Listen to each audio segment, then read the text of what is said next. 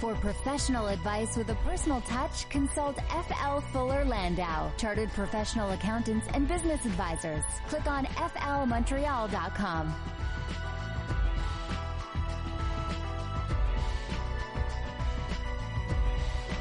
Good evening. Welcome to today's Entrepreneur, presented by FL Montreal, a program about the entrepreneurial spirit that drives Quebec business. My name is Dan Delmar, and sitting in for Josh Miller from FL Montreal is Michael Newton. Welcome back, Michael. Hey, Dan. How you doing? Good. How are you? Good, thanks. Josh is in Hong Kong for his, I guess, semi-annual trip now. He goes a couple times a year. Yeah, I think he is supposed to be going for business, but every second trip he goes, I'm not so sure. So, yeah, he's over in the Far East right now. He spent some time on the beach. I saw that in Thailand as well. So apparently so. Yes, that was all business. He'll be back. He'll be back next week. Exactly. And so, Michael, let's hit some entrepreneurial news and notes before we get to our guests, Joe Bigio and Pierre Lemoine of Quovim C3. They do communications and contact center software, and they recently merged a few years ago. So we'll talk about that and related issues. Michelle Mayette on HR. She's going to be in and talk about some new tech and new IT solutions for HR. That's later in the program. But now let's head to some news and notes. And first, I usually ask Josh about various entrepreneurial questions, and so I wanted to throw one out that we had a private discussion about earlier today, Michael, and that was networking. And I was at an event. I go to very few events because I'm just, busy entrepreneur and all that. And so I was at an event and chatting with Sheldon Kagan, the events guru of Montreal, Definitely. who's retired and just loving his retirement life. If anyone's wondering where Sheldon Kagan is, it's often on a beach. He's having a great time. And so he was saying a couple of points of advice that he gave me for business networking was, first of all, put some time and effort into LinkedIn, and also going to the events. And I was saying, like, I'm just not good. I'm not a schmoozer like Sheldon and many business people are. So what advice do you have for the introverted business person? Well, shockingly, that's me. I mean, over the years, the reality of wanting to go out and shake hands and network like a politician has really not been my strength. I happen to be very lucky and have a number of partners who we complement each other very well, Josh being one of them, who just loves to go out and socialize and network. And if he wasn't married, he'd probably be out 8 nights a week. I, on the other hand, am a little more reserved and a little better on the one-on-ones. So I spend a lot of time in very much smaller groups, either in lunches 4 or 5 times a week, being out. I also do a lot of involvement within charities and groups within the city, so sitting on charitable committees as chair or vice chair. And I have to tell you that there's a lot of networking that goes on in those opportunities as well. I find it a much more fluid, much easier way to start a conversation. There are a lot of people that swear by the networking events. I think it depends on your personality. I think you have to look at what drives you and what is the most comfort. I mean, if you walk into an event and you don't want to be there, trust me, everybody's going to notice. So, you don't want to walk in and be the wallflower, like a high school dance, waiting for somebody to ask you to dance.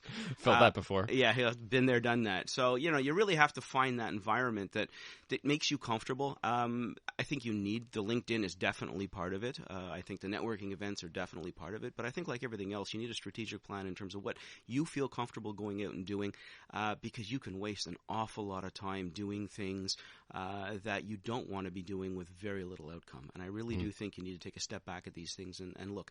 And if you're somebody that has a special skill set, a special knowledge, or even in your case, where you've got the radio personality, probably speaking at various events, the ability to not have to sit there and schmooze and grab 17 drinks and try and have a conversation with somebody you don't know, but that ability to be the focal point, even if it's in smaller groups, I think is probably a really good way to go if you're a bit of an introvert. And I know everybody's going to tell me, well, standing up on stage, I have to tell you, it's a lot easier than it looks once you figure out how to do it and what works for you. I find that a lot easier than networking. Yeah. And would you say you have to have a balance of sort of in-person and social networking as well? Because there's maybe a tendency to emphasize the social, especially if you're an introvert, to get into that online space. But you do have to get out there into the real world too, right? There is no doubt that the face-to-face human interaction still beats just about everything else out there. The advantage of social media and the online presence is this ability to mass market yourself, be in a lot of places all at once. But let's face it, if you're in any kind of service business, any kind of environment where, you need to build trust, you need to build a relationship, you can't do that online. You do have to find a way to be out there. Some news now, this from the Financial Post. The one big way small businesses can do better than the big guys, and their secret to success is hiring more millennials. Do you think that is something that businesses just have to do, just get more millennial perspectives in their organizations? I don't think we have enough time and a bottle of scotch to have that conversation. Definitely. I mean, there's no doubt that the wave of the future continues to be the millennials and the Gen Zs. You will get a lot of people now in the process of discussing the effects and how Gen Zs are going to be pushing at the heels very, very swiftly to the millennials. But let's face it, I mean, the millennials downward are generations that understand technology, that understand this ability to Facebook, to use the social media, to LinkedIn, to the powers that, some of us old folks don't quite have the same skill set. And in terms of one aspect I've noticed about this trend is that, and perhaps I'm wrong, but it seems that boomers are a little bit slow to hand over the reins. And is that my impression, or am I just kind of a bitter millennial? No, I would say it's definitely the case. I think there's a number of reasons behind it. I think every generation feels it knows more than the previous the new generation. I think the boomers are all about people and all about that interaction, and they don't see that coming from the millennials the same way. There's a lot of people who mistakenly claim that the millennials are lazy. What they are is passionate. And it takes a lot more effort and a lot more time to find what they want to do. But once they find what they want to do and how they want to commit, they're probably ahead of most of the boomers in terms of that involvement. But they have to find what they want to do. And I think there is a misperception amongst most people that that desire to do the right thing that turns them on can be seen as laziness. Though, however, at some point, I think you do gotta have to wake up and get involved in something. So you can't wait too long to find your passion. And in a related story, also from Financial Post, retiring baby boomers will trigger a huge wave of business transfers in the next 5 to 10 years. So, yeah, perhaps some evidence that those reins are being held back a little bit, and we're going to have that wave of succession soon. Yeah, what you had, unfortunately, is if you go back to 2008 and 9 when the Great Recession hit, what you ended up with is a lot of people that wanted to move on at that point found their retirement savings and their portfolios a little low and decided to work a little bit longer. So we've been on this 5 to 10 year kick on the transition. If you go back, like I said, to around 2010. They had the option. I think what's happening now is the boomers are starting to get older, and they're really not going to have a choice but to start to loosen the reins. Now, I don't want to talk about Trump here, but there is some news for business owners here in Canada, and that is that he's going to try to pass UMSCA, I guess the new version of NAFTA, but he's going to have to get it through the Democratic-controlled Congress first. Is this good news for Canadian business that this might be put off? Well, I think it all depends on who you read. I have to admit I have not read every line. Excuse me, I have not read every line, and I certainly have not, spent the amount of time to understand the differences between the two. You'll excuse the pun, but a lot of people call this just a trumped-up version of NAFTA. There are some advantages to it. There are some, pitfalls to it. I think like everything else that Trump does, it's really about putting his fingerprint on things. And I think at the end of the day, he's making a much bigger event out of all of this. He promised he would make some changes. I think this is a little bit of smoke and mirrors at the end of the day. Will there be some negatives? Of course. Somebody always gets hurt in a trade deal, so there's no doubt. And, but no matter what happens, Trump's going to come out, in his mind, smelling like roses. Are you hearing a lot of concern from your clients that do a lot of business with the States? The biggest issues really are the tariffs that have been put in place and the effects on things like steel. And it's already worked its way into the price regardless of, when the tariffs were coming into place. So there is definitely some upward pressure on a lot of things. Some of them are a little unrealistic. I know that, how quickly they get put into place and how realistic they are on a long-term basis, I guess, depends on how firm, I guess, everybody wants to hold. But there are some people with concerns. By and large, I think most of the smaller businesses are not seeing massive concerns at this point. Today's Entrepreneur on CJAD 800. Up next, we're going to get to our profiles, Joe Bigio and Pierre Lemoine of Quovim C3. They do communications and contact center software, including something you might be familiar with from the city of Montreal. So we'll get to Joe and Pierre coming up in just a little bit.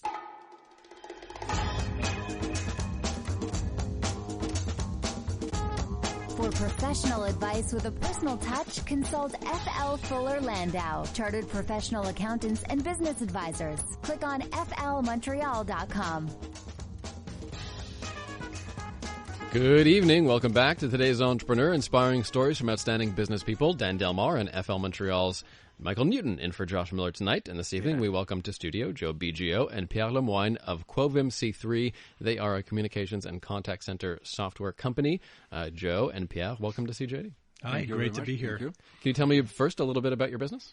Sure. So Quovim C3, we are what's called software integrator. So essentially what we do is we take an off-the-shelf product, off-the-shelf software, and we customize it, we develop it, and we configure it to match those the needs of our clients. So give us an example of some of the software, some of the things that you might... So typically the software that we work with primarily is what we call customer experience software or contact center software. So essentially what that means, if you think about the type of clients that we work with, we're talking about clients that are across multiple sectors. So it could be retail, it could be insurance, it could be healthcare, financial services. The point that kind of brings them all together is the fact that they're dealing with a very high volume of inbound or outbound interaction. So that could be calls, it could be emails, it could be chat, SMS. So what our software does, it essentially enables them to better manage those interactions. So to prioritize them and to see who should be the best person to either take that call, respond to that email, or respond to that chat. Okay. Key objective is that we're saying that we're enabling the organization to provide a better customer experience. So essentially, the software that we're implementing is helping to improve the customer experience and also improve the efficiency of the organization towards that service. And one client, for example, is something we've all used probably before, a service from the City of Montreal, 311. 311 is That's an correct. example. We have several examples with the federal government, with the 1-800 O Canada, which is a citizen service, a communication service, insurance company. So we have several insurance company that provide for both for the claims and also for renewals. Insurance company is a very high good market for us. Also transportation, a bit of the transportation is also a public utility such as Energy is another one of our good customer. And so how long have you guys been together, or how long have you been in the business? What got you started? So officially, the way we started is I started my own company back in 2008. And then Pierre started his in 2009. Okay. And then what we did is we operated for about 4 or 5 years together, or I should say separately at that time. And then we kind of knew each other in the industry for a little while. And then it wasn't up until about 2011, I think, Pierre, where we actually just sort of sat together and just basically said, we think it makes more sense to merge our two entities together. We were about the same size. Pierre had a good, Pierre and his team, Alain at the time, had a good technical background. On my end, we actually had a couple of large clients. So he kind of, we kind of put the puzzle together. I solved the one part of the problem is I brought some nice, large, reputable flagship accounts. And then Pierre on his side, solved the technical problem, and then when we merged our two practices together. And I had on my end several customers, but smaller customers. That's right. What's it like when tell me about that process. You're trying to establish if you're going to be friends or competitors, right? And how did you work that out? Well, it doesn't happen overnight for sure. Okay, so we had our first meeting on January 2011. Okay, so at the first meeting, we kind of discuss about our respective business. I've always been careful about what you're saying and all that, but so we kind of like had the discussion at the time, and after a few weeks, we kind of decided at the time that it was not the right timing. Okay, so for different reason in terms of lease contract and also where I was standing with the business. So we kind of like let it go for another year. And then back in 2012, in January 2012, we sat down, and that's where everything was aligned in terms of the contract he was having, what we had in terms of the support on our hand and the technical knowledge, and we kind of felt it was a good timing at this point to merge the two companies. Yeah. So sounds really easy, really good, really fluid, no problem. I've had people say to me, "Oh, we're going to join our businesses together. It's all good, and we're going to start running tomorrow." How did you come up with values? How did you come up with how to take things forward? How did you put some kind of monetary side to what you were doing? Well, actually, funny thing is, it was quite easy for us. I think the way we approached it was we wanted to keep things simple. I feel that, I thought of Pierre, and I think Pierre was thinking of me when we were putting the two companies together. I think what helped us also, of course, is, our size at the time. It was relatively similar, okay? And I think we just put the business first. We were both coming from, years of backgrounds in sales and software and everything. We knew what worked. We knew what could, God forbid, make us fail or whatever it was. So we just put the emphasis on the business. And, the funny story is that sometimes I tell Pierre that when we started the business together, we kind of both looked at this and said, we'll put this together. We'll see what happens, and that was kind of like what we said to each other. And then within literally just a few months, we landed our first major deal. And then we looked at each other and we're like, wow, we have a real business going here. And then that's, so that's, we just put the emphasis where it needed to be. Yeah, obviously we were like 50-50, so we decided to go 50-50. Very nice. Forget about any kind of value and then just move on, make it happen. Like I said, we did it in January 2012, the meeting that we had, and then May 2012, everything was signed and we were up and running in New York. Great. Thanks, guys. You're really a testament to what I do for a living. So remind me not to invite you back the next time I want to sell myself. What advice would you give for people who have had maybe rougher experiences bringing their companies together? Well, I think, like I said before, Dan, I think the most important thing is keep things simple. Leave your ego at the door, as we say. I think that's the number one thing. I think that's the major thing that gets into people's minds is what's my title going to be and how much will I own and, et cetera. At the end of the day, I mean, when the company, God willing, sells or whatever it is and, you're both making money, I think that's what counts, right? I mean, at the end of the day, it's the success that you can both have. And find the value, if I may add, the value of each individual. So for us, I mean, back in 2011, when we first met, okay, we knew that we had the same value in terms of the business, okay? Coming from different culture, okay, different religions and everything else. But on the other hand, in terms of the business, what was important for us, okay, in going to the market, so that was the basis, okay, where we said, okay, yes, we're fit for each other, okay. Interestingly enough, and I'll just point it out, you get a lot of that early 50-50 discussion the first year or two. You guys have been together 6, pushing 7 years, so I would have to say you've got a model that works, and it's not kind of that honeymoon, and then 3 years in, you look at each other and you're saying you're not pulling your weight. So power to you to be still moving along nicely. Thank you. Quickly before the break, did you guys make an announcement? How did you tell your customers? First, we had to meet the customer prior to merge. Okay, so we had to get some agreement. Okay, with some existing customers, especially on Joe's sites. So there was also some of the condition at the time where we had to meet the customer, agree. Okay, on the continuity of the contracts that we both had. And also on the employees that we had in place. We wanted to make sure that also on my side, the technical resource was still on. So these are the things that we did prior of going to the merger. Coming up next, we'll talk a bit about marketing, HR, and other issues. Today's Entrepreneur on CJAD 800 with Joe Bigio and Pierre Lemoine of Quovim C3. More with these gentlemen in just a moment.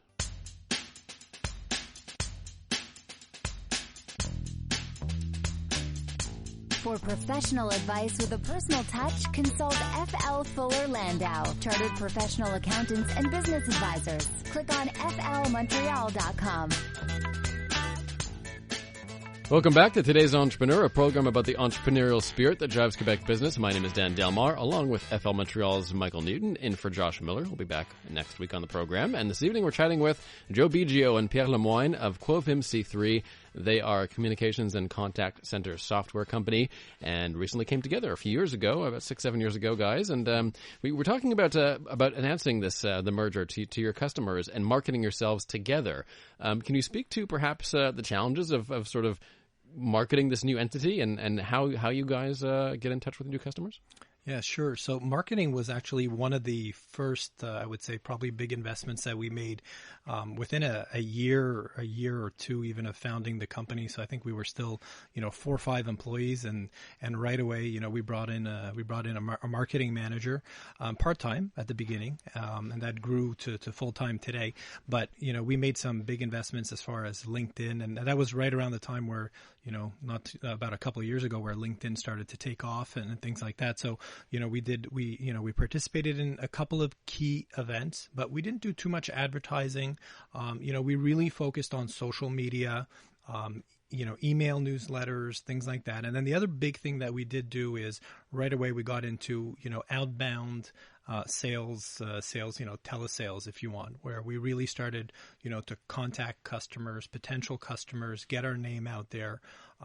We did everything possible to try and find potential clients, so scraping off of different websites and trade shows and whatever we could do to reach out to potential clients to let them know that we exist. And Pierre, do your styles different in terms of marketing or business development? Do your styles differ? Well, I've been maybe a little bit because I was coming from the call center business. So I was also partner in another business that we sold to Bell Canada years ago. And coming from that field already, where I spent about 13 years. Okay, so I had some kind of my network, and so I was more located on the Quebec market. So essentially, we started to go over the Quebec market again. Okay, reaching out to the customer. So although I was more on with the large organization, our target market was also the mid-size organizations. So it was kind of a new market for me. But essentially through the contacts, the networks. Okay, so we're talking about events, being part of AQT, Association Québécoise de Technologie, participating in some seminars. So that kind of helped. Techno Montreal as well. So it kind of helped us to position ourselves and get to know on top of the contacts that I had at the time. So you guys have grown quite a bit since you first moved in together. Yeah. You went from, I guess, 15 to, which is kind of that magic number, I guess, in terms of being able to handle stuff yourself, to starting to have to, I guess, acquire some HR services or internal. You're up to about 35 people now. Mm-hmm. You did an acquisition back in August that brought in a few more people on board. Maybe give us just a little bit of an idea of how the growth, some of the good and the bad that came with the people management skills. Yeah, so the HR aspect was something, again, kind of like the marketing that we did pretty early on, I would consider. So we did that somewhere about 15 or so employees. And, I reached out to an HR consultant that I knew in the industry, and we brought her in mainly to work on things like, employee handbooks and HR contracts and all that stuff. And what was interesting about that was that we ended up delving into organizational development, business performance, business objectives. What was our 5-year goal? This was stuff that we did early on when, with Techno Montreal and a couple of other organizations that we worked with. But, she brought us, I would say, to probably another level of detail where we really had to really think hard. And, it was a lot of workshops, a lot of hours where we sat down together and we said, well, where do we want to be in, 1, 2, 5 years from now? I think part of it is also the recognition that your time is better spent elsewhere, and it doesn't mean ignoring the people that work with you, but it means leading them in a strategic environment that is not necessarily handling some of the base HR issues. That is definitely not your skill set. Found it interesting. You acquired a firm in August. So when you decided to go that route, what were you looking for? Were you looking for this obviously from a strategic perspective, but in what form? Like, what were you trying to accomplish, and what was your goal? Well, the important thing about this acquisition that we did, although it was small, it was maybe a little bit strategic for us in the sense that, it allowed us to get into a space that is becoming more and more important for our industry. So it's really what we call the customer experience. So it's really sitting with our clients and understanding what we call the happy journey of a client when they contact you, when they call you. What's a good customer experience? And in fact, that's part of our, our mission and our vision is that we view ourselves as a company that can enable companies to create memorable interactions. So we're really just an enabler. At the end of the day, it's our customers that are going to create that memorable experience, but we're really there just to, provide them with the tools that they need to make that experience happen. For most people, calling a call center is unpleasant. How do you guys transform that? And what strategies do you help implement companies who want to make the process less painful? That's a great question because, a lot of times we'll get questions like, oh, we could do speech, where we do a speech recognition. So that's where we really sit down with our customers and we look at, what is that high volume of calls? What's repetitive? What can we automate? So we look at all facets. We look at marketing, what could be done on the website, that could perhaps deflect some calls. We have a great success story of one of our clients that literally took call volume for their technical support department, dropped it down by 80%, simply by deploying what you call basically a portal for their own customers that would have FAQs combined with chat. So chat is something that comes up in a lot of our discussions with our customers, probably one of the hardest mediums to deploy. But this particular client, because they combined chat with FAQs, actually were able to reduce that call volume and got great feedback from their end customers. So you're providing the software and the support that creates this online. Correct. The services, the software, the consulting, everything that goes into it from the very beginning. So we'll take the customers kind of what we call their call flows, their call menus and all of that, and we'll look at how we can optimize that customer experience. We look at what their SLAs are, what their service level objectives are. We look at where do they want to be? How do they define a memorable customer experience? And that's what we'll try to work on and try and build that into the technology that we deploy. And with this acquisition, just going back to the acquisition, when you looked at before the technology, you have the processes, okay, and you have the people, resources, and then the technology that support that. So with this acquisition, we're able also to be at the beginning of the discussion, okay, with our customer to help them, okay, to look at their processes, okay, how they can improve that customer experience. What about the people, the training of those resources? So you're talking about creating that scheduling for your clients that make sure that they have the right people available on the other end of the phone. That's among one of the things. Okay. Exactly. The scheduling, training, okay, what kind of training, what type of skills you require in the contact center. As well as redirecting the call, I guess, to the right person, correct. right? And so that's all technology based. And then the technology will support that. That's right. I always give the example, we're kind of like the traffic cop. We will tell you what's the best route to take for you to have that fastest, and best customer experience possible. Essentially that's what it is that we do. All right. Well, Joe Bigio and Pierre Lemoine, you're going to hang on for a few minutes here, and we'll have your one piece of advice for today's entrepreneur, one each for each, coming up at the end of the show.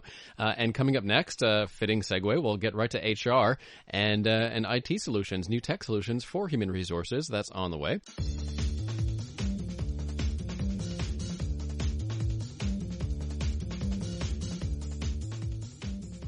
For professional advice with a personal touch, consult FL Fuller Landau, Chartered Professional Accountants and Business Advisors. Click on flmontreal.com. Welcome back to today's Entrepreneur, inspiring stories from outstanding business people. Dan Delmar and FL Montreal's Michael Newton in for Josh Miller this week. And we'll have Joe Bigio and Pierre Lemoine's one piece of advice for today's, two pieces for today's Entrepreneur coming up at the end of the show from Quovim C3.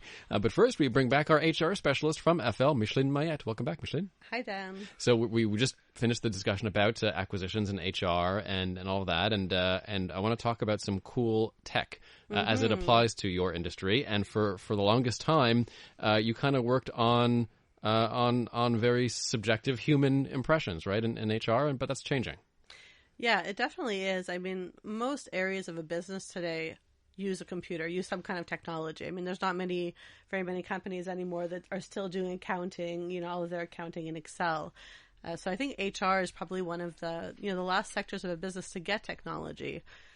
It's being used mainly by bigger companies, but today there's so many more affordable softwares available for small, medium-sized business. And with this new model of, you pay a certain amount of dollars per employee per month, that it's really easy to use it even in smaller entrepreneurial businesses. So what kind of software, what are you replacing with the software? Are you talking about managing employee files? Are you talking about hiring? Yeah, I mean, it really could cover all aspects. I mean, there's some less sophisticated to very sophisticated softwares available. A lot of the administrative functions can be replaced by software today. So a lot of all the paperwork to get an employee onboarded, for example, it can all be done automatically through a workflow. Another thing that's very popular is for recruitment. It's very hard sometimes to manage all of the candidates that we're receiving through all these different platforms. So today, they call it an applicant tracking system, an ATS. Companies can use that also to manage the recruitment process. So right now, a lot of it is more of a database, if you will, you can search. But that's an area where, if you look at AI, there's some AI applications that are starting. It's really on the cutting edge at this point. So it's not something that's very, not a lot of companies are using it right now, if any, but it's something that's on the brink of happening. A lot of recruiters, I think, are using the AI process in order to scale down and narrow down the process for some of their clients. Mm-hmm. But yeah, I don't think there's a lot of, certainly the smaller businesses, not using AI to go out to market to hire. Yeah, no, for sure. So, I mean, there's sometimes like LinkedIn, for example, will propose, a top 50 candidates based on your profile. But there's some technology where the first interviews can even be done through webcam, where the webcam can have some, recognition of whether people are lying or not. So it can even get to that point. I think one of the things that we really have to be careful with is some ethical issues that could come with it. Because a lot of these softwares, are looking for certain words or language. So sometimes it can actually eliminate candidates of a certain ethnicity. It can eliminate women from certain positions. So there's a lot of ethical issues when looking at this. When it comes to the interview process, have we outsourced that to AI yet, like a first round interview? Are those being done by bots yet? Not that much. Sometimes you can have initial questions that would be, could be asked through a software. So candidates could answer the questions. The softwares can recognize certain words, maybe keywords that they're looking for. But again, I mean, the ones that are actually doing the first interview, it's very rare at this point, but it is out there though. There are companies that are using it, just it's not very common. So what are you seeing when you sit down to do, you go through the exercise where they acquired a business and you're starting to look at dealing with the HR component of a due diligence. Is there anything yet that we're finding ourselves in the software component side, or is this still kind of the manual, laborious process of sitting down to try and link two businesses together? It depends if they already have software, but softwares today can even do, you can do workforce planning through a lot of these softwares. A lot of them have predictive analytics. So, when you're getting dashboards in HR, you can even get a dashboard of which employees are likely to leave your company and resign so that you can take actions with the appropriate people. What have you found any interesting technological advancements in terms of recruiting, perhaps optimizing websites to favor certain applicants submitting their CVs? Today I think that's the hardest question is how do you get people to actually apply for jobs, right? So a lot of it's through social media. That's the main thing today. I work on recruitment. The team works on recruitment. And the biggest problem is actually not even managing applicants today. It's really how to attract people to your company. So a lot of it is through social media. A lot of it is through how do you advertise the company through the website. So the first thing a candidate's going to go do is go see your website, go see your LinkedIn or your Facebook. And that's how you're going to pique their initial interest, because most people are working right now. If you look at the labor market numbers, most people already have a job, so they don't need a job.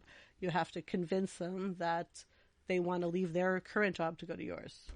It's funny, we started off the program talking about the baby boomers and the millennials and the Gen Zs, and the old school mentality is you want a job, you apply for a job, you hit the pavement, you run out and you look for finding that job. Basically now I think most of the young people are looking to be attracted and induced in order to apply for your job. That's just a complete reverse psychology. So some of the older guys are not so fluid and comfortable on that.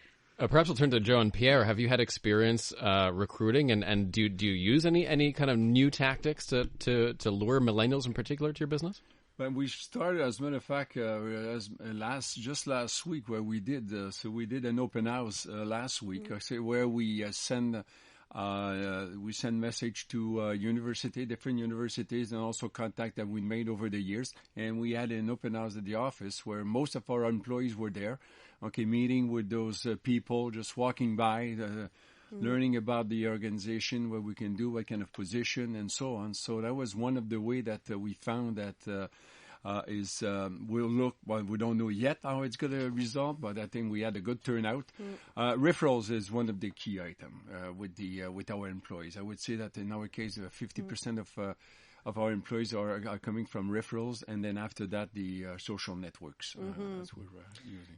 It only goes to impress upon you the amount of time and effort within your organizations you have to spend. If we're trying to attract people to come work with us, it's a whole different ballgame from what it used to be. You know, we used to say, well, people they should be happy to have a job. I don't know how many times, if you've been around some people that have been employing for a long time, they should be happy to be employed. They should. If they don't like it, they can. It's a whole different game out there now. Yeah, let's not forget we're up against the startups, the lattes, and the free laptops, and the all those things that we have to compete against. So those are definitely challenges that we have to overcome. At the end of the day, people like working with people that they like. Absolutely. So I think that's a great strategy to get people to actually get to know you, because that's how you really know the fit. And through referrals too, 100%. That's why your own employee experience is so important. When you have employees that really love working for you, they'll tell everybody they know about it. We're up against the clock, but gentlemen, please, your one piece of advice, one each for today's entrepreneur. Well, I would say the most important thing that I would retain from this experience so far is not to be afraid. In other words, not to be afraid to expand, not to be afraid to make that phone call. I'll never forget our experience of how we broke into the U.S. was when our first U.S. customer called us because they had seen our name on a website somewhere. And, that was like the big giant that we were coming into. And that's my number one piece. Thank you. And Pierre? In my case, I would say keep the focus, okay? When you founded the company, okay, you had an idea, you had some target, you had some strategy, so keep the focus. And through all that focus, also keep your ego on the side, okay? And look, okay, how you can achieve this this focus that you had. And then that's how we can merge. And I don't think we would have been here, okay, if it was not for the merger, okay? Gentlemen, thank you so much. Thank you very much for having us. Michel Mayette as well. Joe Bigio, Pierre Lemoine of Quovim C3. And Michael, thank you for being here. Always a pleasure, Dan. Take care. And back next week, Monday nights at 7. And next week, we'll get into real estate with Tyden. Good evening.